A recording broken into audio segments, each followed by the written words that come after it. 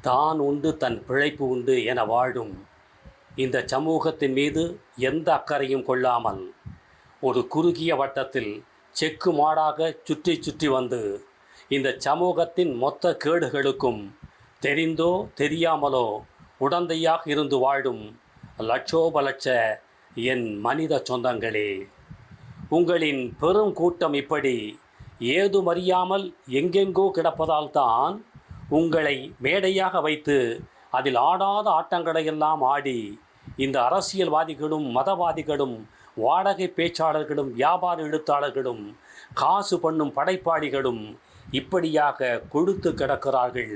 பல கோடிகளை குவிக்கிறார்கள்.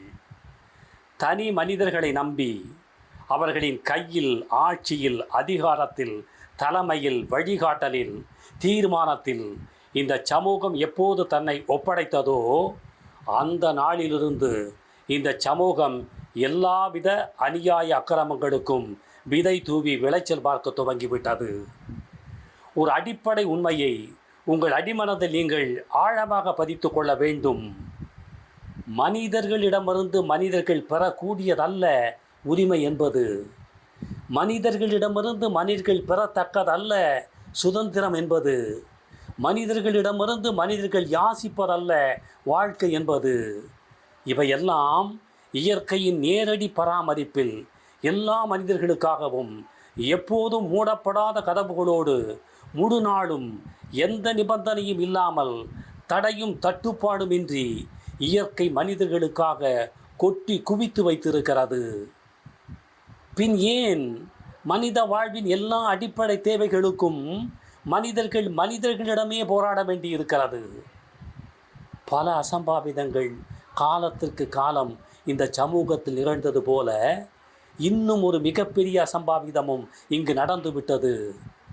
வாழ்க்கையே பணத்தில்தான் என்ற மிக தவறான இந்த வாழ்முறையை ஒழித்து சுகமான மொத்த வாழ்க்கையும் உழைப்பில்தான் என்ற மிக இயல்பான வாழ்முறையை அமைத்து பேரன்போடு பெரிய குடும்பமாக ஒரு உயர்ந்த சமூகத்தை உருவாக்கி அந்த சமூகத்தின் பாதுகாப்பில் பராமரிப்பில் இந்த மனிதர்கள் வாழாமல் சுயநல வெறி கொண்ட தனித்தனி மனிதர்களின் கட்டுப்பாட்டில் ஒருவித அடிமையாக இந்த சமூகம் சிக்கிக்கொண்டது.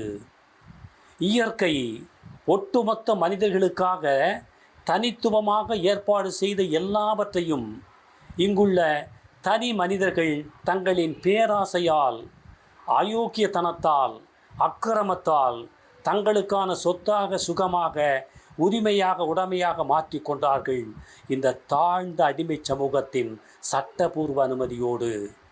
அதனால்தான் அயோக்கிய மனிதர்களின் ஆதிக்கத்தில், அதிகாரத்தில், கோடிகளை சேர்த்த குள்ளநெறி பணக்காரர்களின் ஆட்சியில், ஆதரவில், திருடத் தெரிந்த அரசியல்வாதிகளின் செல்வாக்கில், உத்தரவில் மட்டுமே தான் வலுவற்ற ஏழை எளிய மக்கள் வாழ முடியும் என்கின்ற அதீத அநீதிகளின் தொகுப்பாக ஒரு சமூகம் இன்று வரை நீடிக்கிறது. இங்கு இந்த மனித அறிவு தன் மயக்கத்திலிருந்து, அறியாமையிலிருந்து, போதையிலிருந்து விடுபட வழி காணாத வரை இந்த வாழ்க்கை முறை இப்படியே தான் சிதைந்து சீரழிந்து போகும். இனி வரும் எல்லா தலைமுறைகளும் இப்படியே தான் நியாயம் கிடைக்காமல் நிர்கதியாக சாகும்.